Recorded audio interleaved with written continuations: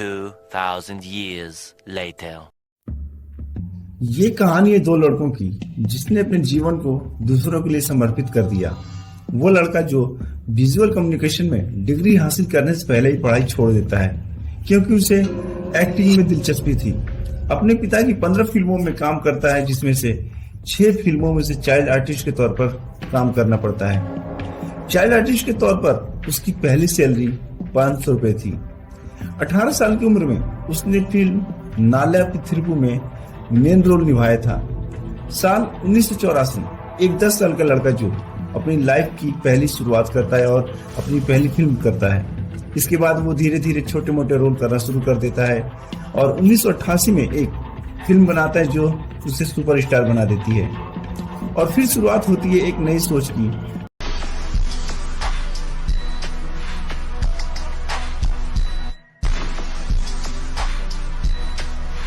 जो दूसरों के लिए बनी थी। वहीं दूसरी तरफ दिसंबर 1986 को एक लड़के का जन्म होता है। गांव घाड़कोली, जिला सहारनपुर, जो बड़ी ही गरीबी में जीता है। किसी तरह उसके पिता की गवर्नमेंट जॉब लग जाती है और उसके पिता एक टीचर के रूप में वर्क करने लगते हैं और समय के साथ साथ उस टीचर का प्रमोशन होता है। उनकी पोस्टिंग एक प्रिंसिपल के रूप में होती है। उस लड़के की पढ़ाई भी शुरू हो जाती है और वहीं एक स्थानीय कॉलेज में लॉ की पढ़ाई करता है। आगे की चर्चा इस वीडियो में करेंगे।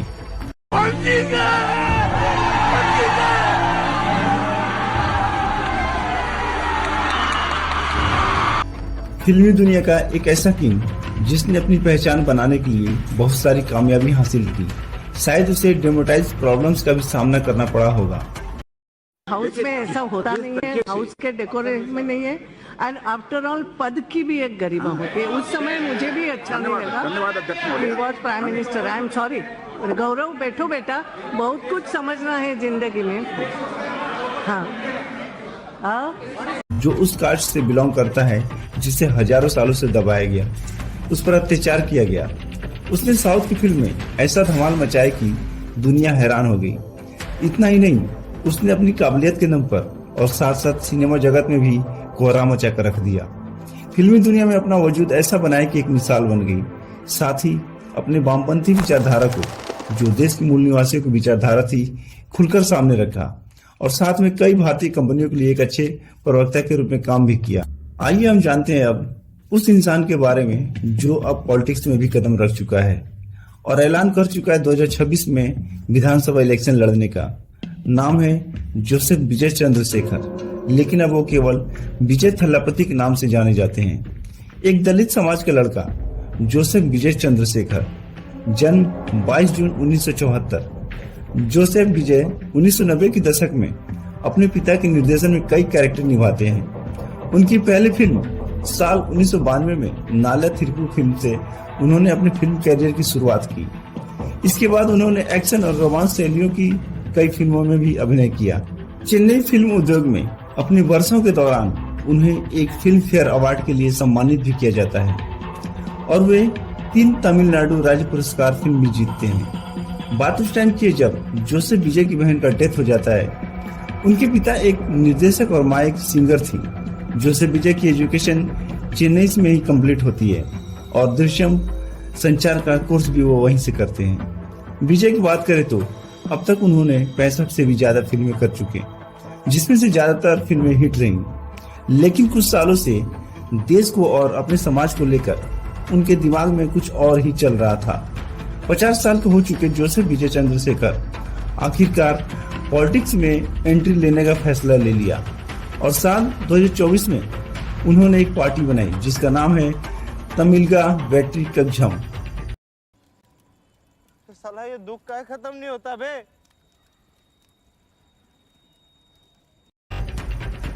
वहीं दूसरी तरफ उत्तर प्रदेश के एक छोटे से गांव से आने वाला एक गरीब लड़का जो अपनी पढ़ाई कंप्लीट करने के बाद अपने और अपने समाज के लोगों की लड़ाई बड़ी मजबूती से लड़ता है। कहा जाता है कि अगर मायावती के बाद कोई है तो वह है उसका नाम चंद्रशेखर रावण। पूरा नाम चंद्रशेखर आजाद। रावण तो उसके समर्थकों ने अपना हीरो बनाने के लिए लगा दिया। आजाद का जन्म 3 दिसंबर 1986 को उत्तर प्रदेश के सहारनपुर जिले में हुआ था। उसके पिता गोवर्धन दास एक सरकारी स्कूल के प्रिंसिपल थे। चंद्रशेखर रावण की होर्डिंग लगाई जाती है जिसमें उसके समर्थक एक प्रमुख लीडर मानते हैं और कहते हैं गड़खौली के महान चमार वेलकम यू। और ये होर्डिंग गांव के बाहरी इलाके में लगा दी जाती है। वहीं से शुरू होती है चंद्रशेखर रावण की राजनीतिक कैरियर। साल 2014 एक नए पार्टी का जन्म होता है, भीम आर्मी। ये एक ऐसी पार्टी का नाम है जो बाबा साहब डॉक्टर भीमराव अम्बेडकर के नाम से शुरू होती है। 15 मार्च 2020 को एक पार्टी बनाई जाती है जो दलितों पे हो रहे अत्याचार को रोकने के लिए बनाई जाती है, आजाद समाजवादी पार्टी। और इस पार्टी के संस्थापक थे चंद्रशेखर रावण। धीरे धीरे पार्टी ग्रोथ करती है और साल 2024 में चंद्रशेखर रावण नगीना सीट से सांसद चुने जाते हैं। सांसद चुनने के बाद पहली बार सदन में नारा लगाते हैं जय संविधान जय भीम का, जो सभी सांसदों को ये नारा लगाने पर मजबूर कर देती है। जान दे देंगे इसके लिए, क्या बात कर रहे हो आप? सांसद रावण उस सदन में बड़ी एनर्जी के साथ दलितों, मुसलमानों, किसानों और सरकारी कर्मचारियों के फायदे की आवाज उठाते हैं। इतना ही नहीं, सरकारी संस्था के बारे में भी चर्चा करते हैं। अब आते हैं चंद्रशेखर रावण और विजय थलापति की पॉलिटिक्स की चर्चा पे। यही नहीं, अभी और सुनिए। कई दिग्गज एक्टर्स राजनीति के क्षेत्र में अपनी किस्मत आजमा चुके हैं। बॉलीवुड के मुकाबले साउथ स्टार्स का राजनीति में दबदबा रहा है। तू समझा? हाँ। नहीं, तू समझा नहीं। साउथ के एक और सुपरस्टार थलापति विजय ने भी अपनी राजनीतिक पार्टी की शुरुआत कर दी है। उनकी पार्टी टीवीके ने अगले साल तमिलनाडु में होने वाले विधानसभा चुनाव लड़ने का फैसला लिया है। विजय थलापति जो तमिलनाडु में अपने समर्थकों से विपक्ष की नींद उड़ा चुके हैं। डॉक्टर भीमराव अम्बेडकर और पेरियार के राह पे चलकर विजय थलापति ने दलितों पर हो रहे अत्याचार, जुल्म और जातिवाद के खिलाफ बिगुल छेड़ दी है। आप लोग मुझे गलत समझ रहे हैं, आपको गलत फहमी हो रहे हैं, आपको गलत फहमी हो रहे हैं, आपको गलत फहमी। दलितों के सम्मान अधिकार के लिए इस पार्टी का गठन हुआ है, ऐसा विजय थलापति का कहना है। तमिलनाडु में इससे पहले भी दलित नेता आए और अपना काम कर रहे हैं। वहीं विजय थलापति ने भी अपनी नई पार्टी को एक अम्बेडकरवादी रास्ता दिखाया है। इतना ही नहीं, उत्तर भारत में उभरते नए सितारे चंद्रशेखर रावण भी, जो नगीना सीट से सांसद हैं, अम्बेडकर की राह पर दलितों की आवाज हैं। वहीं मायावती को ये अपना सीनियर लीडर भी मानते हैं। दलितों पे हो रहे अत्याचार और जुल्म के खिलाफ आवाज उठा रहे हैं। अगर बहुजन लीडर एक साथ आ जाएं तो कम से कम एक बार बता तो देते कि हम नहीं रहना चाहते यार। इस बार तो आपने कुछ कहा भी नहीं। आपको हम कुछ कहते हैं? आप बताइए, हम आपको कुछ कहे हैं? कितना अच्छा हम लोग बातचीत करते थे, हर चीज करते थे। लेकिन अब चलिए ठीक है, अच्छे पल को तो हम जिंदगी भर याद करेंगे, सुजो को रखेंगे, उसमें हमारे मन में कोई खोट नहीं। दलितों का शोषण खत्म हो सकता है। उम्मीद लगाई जा रही है कि विजय थलापति और चंद्रशेखर रावण तमिलनाडु में एक हो सकते हैं और गठबंधन कर दलितों की आवाज उठाएंगे और बाबा साहब डॉक्टर भीमराव अम्बेडकर का सपना पूरा करेंगे, जो बाबा साहब और पेरियार ने फ्यूचर के लिए देखा था।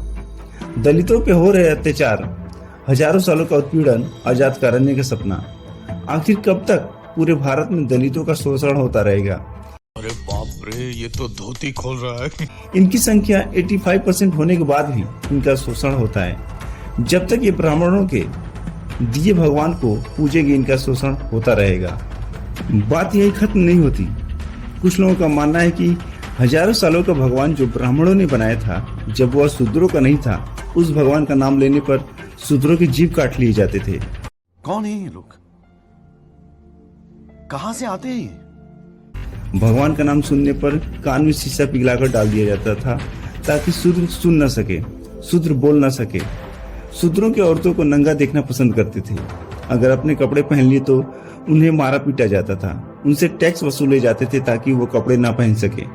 अचानक देश आजाद होने के बाद, संविधान लागू होने के बाद, वो भगवान शूद्रों का कैसे हो गए और शूद्र हिंदू कब से हो गए? ये सब ब्राह्मणों की चाल है। पहले भी राज किए थे, बाद में भी राज करेंगे। फर्क इतना है कि समय बदल गया है और सब हिंदू हो गए हैं। यानी भगवान नहीं था, नहीं है, इसे केवल इस्तेमाल में लाने वाली राजनीति। ब्राह्मण अब शूद्रों के चारों तरफ मंडराने लगे हैं केवल सत्ता पाने के लिए।